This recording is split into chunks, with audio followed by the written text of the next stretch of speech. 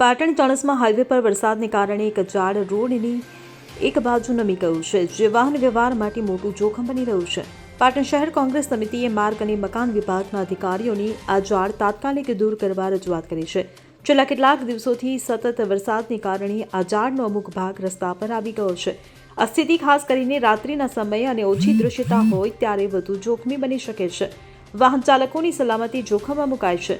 મોટા અકસ્માત થવાની શક્યતા વધી ગઈ છે. પાટણ કોંગ્રેસ સમિતિએ આરએનબી વિભાગના અધિકારીઓને તાત્કાલિક ધોરણે ઝાડ હટાવવા વિનંતી કરી છે. કોંગ્રેસના નેતાઓએ જણાવ્યું છે કે લોકોની સલામતી સર્વોપરી છે. કોઈ અનિચ્છનીય ઘટના ન બને તે માટે તેમણે તંત્રને જરૂરી કાર્યવાહી કરવા માટે અપીલ કરી છે. Bureau report CN24 news.